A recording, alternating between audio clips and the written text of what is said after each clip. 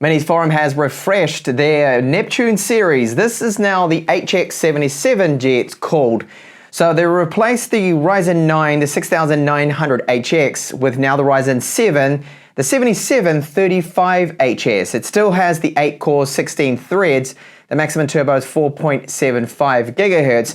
However, we now gain USB 4.0, two Type-C ports that do support 40 gigabits, video out.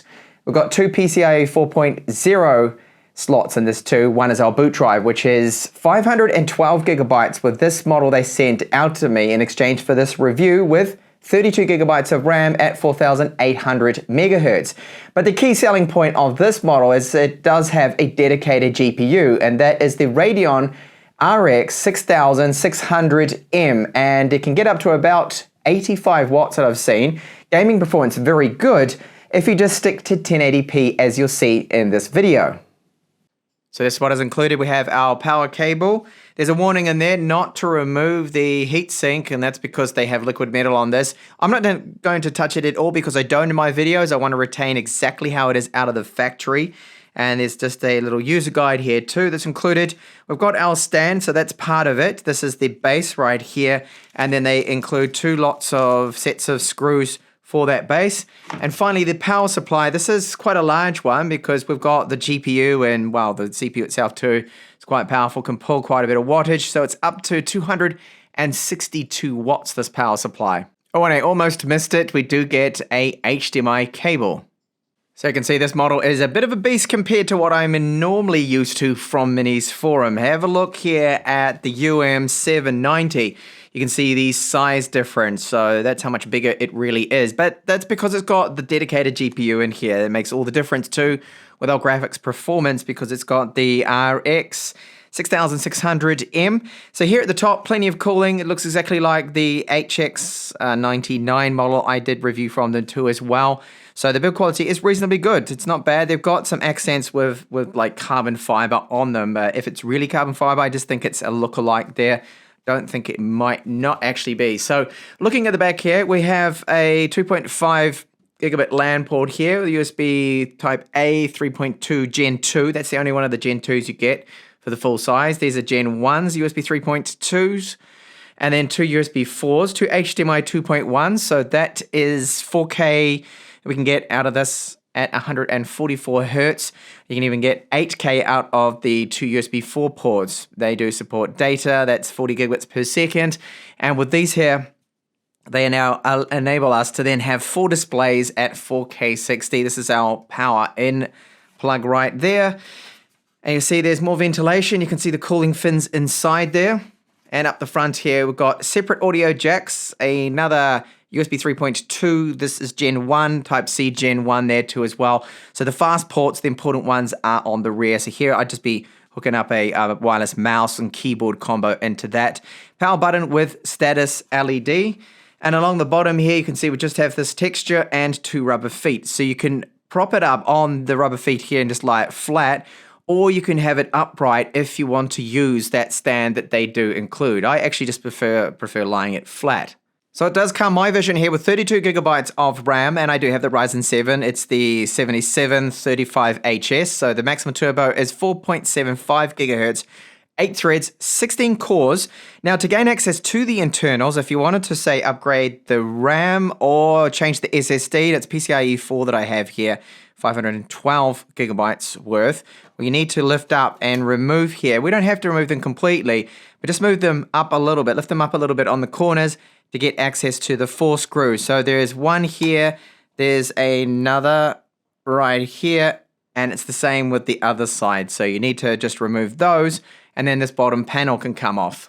Now, getting into it is an absolute nightmare. I hate it just to break it open at first. So why I say break, because that's what it feels like, even though you're not breaking it. So use a pry tool. Here I just used an old credit card. You got to push it in, wedge it in about here, and then with a lot of brute force, just pull it down. And that's why it feels kind of like it's breaking. But once you've done that, then the bottom comes off, but we still have this bracket here that we need to remove.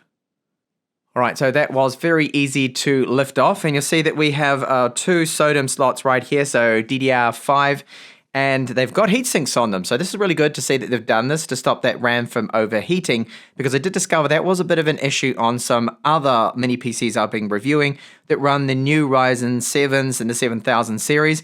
So our boot drive is right here. That's got a heatsink on it too as well. Again, very good to see. This is PCIe 4.0. We have a spare M.2 22 by 80 PCIe 4.0 there too as well. And here we've got our Wi-Fi card, which is a MediaTek one. They seem to be using this quite a lot now, and it's Wi-Fi 6E. BIOS battery is right here. It just plugs in underneath. If you ever need to remove that, you shouldn't have to. And I was just curious to see if they were going to be putting any thermal pads on the other side of the RAM, even though the chips aren't on this side, they have. So it's transferring even a little bit of heat onto the PCB, but the chips themselves, they're along the top here. So great to see, again, that they've done this. So what can we upgrade on this unit here? Well, our boot drive, add another drive, and you can swap out the Wi-Fi card. If you want to put, say, an Intel AX2011, you can do that. And of course, our RAM can be upgraded. So this is as far as I'll go with the teardown, because I want to keep that liquid metal all intact. I won't be going anywhere near that. As for the wireless antennas, I always like to know where they are located. So they're at the top of it if you're going to be standing it up vertically. So it's one here and then one here. So if you're lying it flat, you want to have that side then pointing towards your wireless router. That will give you the best possible transfer speeds. First up, our BIOS. So it is unlocked to us, and there are a lot of advanced settings. Now, most of them are useless, and I really don't recommend going into them. So in the advanced menu, this is probably the only thing you may want to touch apart from power configuration. First, if you're running this as a server, you want to set that one, the AC failure resume, to always on. But I'll just show you here, AMD CBS. This is where we always have some interesting options. So we don't need to adjust the integrated graphics at all with this one because we're using the dedicated. But you may want to mess about with this. So the SMU common options, we have a system configuration. So you can change this auto, or you can force it onto 54 watts, which is what I will do for this video. I'm going to put it on the max there, sustained power limit. Well, I'm not going to touch that. I'll keep that as the default. So that's the only thing I'm going to change. There's a lot of other things in here that you can tweak, but really, most of them, I don't think you'd be going and messing with them at all. So under boot, you've got your boot order here. Secure boot, maybe you need to change that. That's under security, but let's go over now into Windows. Okay, so we're running Windows 11 Pro, and yes, it's all a valid license, no issues with that. The RAM speeds are, well, they're not that fast, so 4,800 megahertz. That can slow things up a little bit. Because it's not running off integrated graphics, I'm not too fussed about that. If it was, then I'd love to have, of course, the best speeds possible if it was using, say, the Radeon 780M, but it is not, of course. It is using the RX 6600M. Now, this has performance somewhere around that of a RTX 3060, but at about 90 watts, so not the 130 watt version. Now, you see in the device manager that we do have a SSD that's a Kingston. This is 512 gigabytes, and there are the speeds on the right of the screen. So they're not particularly quick, nothing amazing. If you want faster, of course, just swap out the drive, upgrade it.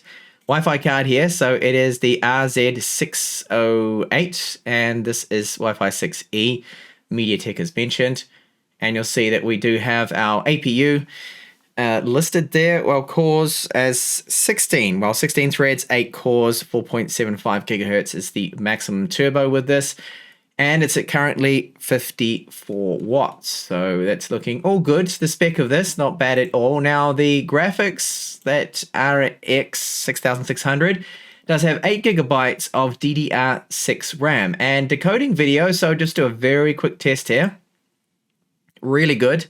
Does not drop frames, so it can handle HEVC, VP9, AV1, everything you throw at it, and it's going to be decoding that and no issues, all handled by the dedicated graphics. Now for some benchmarks, just to gauge the performance here. Now Cinebench R23, you can run this on your own hardware, you can compare it here. So multi-core score, just over 14,000, single cores just over 1,500 there. Not bad performance. Hindered and slowed down a little bit by those RAM speeds. It could be a little bit better, and it's not as fast as the UM790, which does have the Ryzen 9 7940HS, which does clock a bit higher than this, so that's to be expected that it would be a little bit faster. So I have run here a couple of benchmarks for the dedicated graphics. So the RX7600M gets a night raid score here of 42,685. Not too bad. It does have the 8 gigabytes of RAM too, so that will be a little bit of a limitation, but I don't believe people will be running really high resolutions anyway with this hardware. You can't really handle it, so you need to really run 1080p max, really, I feel. 1440p with some very old titles here, it can handle them. Time Spy getting just over 8,000 points here. And then Geekbench 6, single core score over 2,000, so it's 2,036. And then just over 10,000 points with our multi-core score. So that is it for the benchmarks there. Not bad, it still packs some decent power in this, especially the CPU cores there. The 16 threads, it does have good multi-core performance. Video editing with the latest version of Adobe Premiere Pro 2023. So I have a video here that is one of my own reviews, and it is 12 minutes and 42 seconds long, and the timeline and everything seems to be pretty good. Because we've got the 8 gigabytes of RAM and the dedicated graphics, a lot more potent than integrated, it's good for video editing. I find this performance to be great. Now, if you wanted better, of course, you would probably need to step up to a way more expensive machine, spend a lot more money. But I think for 4K, with basic kind of edits that I do, this is actually doable. The only area where I feel a bit of letdown with the speeds is the export times. And that's because, well, Adobe favors Intel. It's quick sync, and normally it's a lot quicker if you do have an Intel chipset. But we'll still check on that export performance here. I'm going to export to the YouTube preset, and it's going to be the whole timeline here. And we'll see how long that's going to take. Now, integrated graphics with the 780M, for example, took about 11 minutes, just under 11 minutes off the top of my head with the last test that I did. So with the dedicated graphics here, I expect this to be quite a bit faster. Okay, so it's well underway now with its export with the 4K YouTube preset. And you can see that most of the work is being done. Well, at the moment, it's the CPU doing all of it, really. The RTX 6600M is barely doing anything. It's not handling the encoding here. I don't think it is. I think it's all the CPU, so it's all software here. Unfortunately, it's not really taking advantage of that GPU hardware. Okay, so it's 6 minutes and approximately 17 seconds to encode their 12 minutes and 42 seconds. So not bad at all. That's a lot better than just integrated graphics like the Radeon 780M, which took around about 10 minutes and 35 seconds. Thermals and fan noise. So 85.4 degrees Celsius is what the CPU gets up to our Ryzen 7, the 7735HS.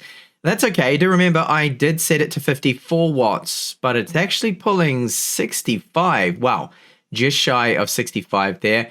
And then the GPU, so let's take a look at that. I'll just scroll down to where it is. And that's up to only 63.6 degrees.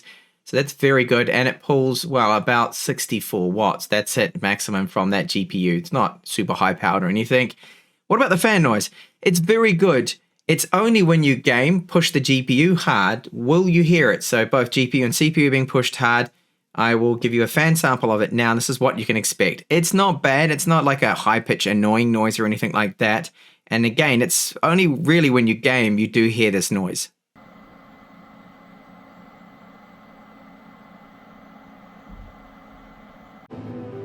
Okay, and on to gaming, which I think a lot of you want to see. Probably the most interesting thing about this mini PC, of course, it's got that dedicated GPU. This is Starfield.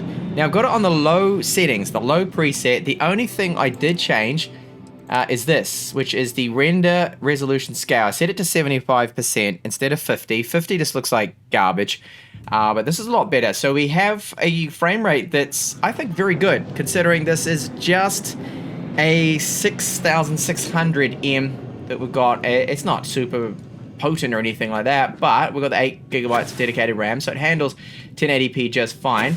So frame rate outdoors here on the lunar map, good. I'll just go inside because it's normally is where the frame rate will improve. So now it's up to about 90, and we're pulling about 85 watts maximum. Oh, that guy's not even doing anything. That's a bit of a glitch there. I don't know. What was he doing? Okay.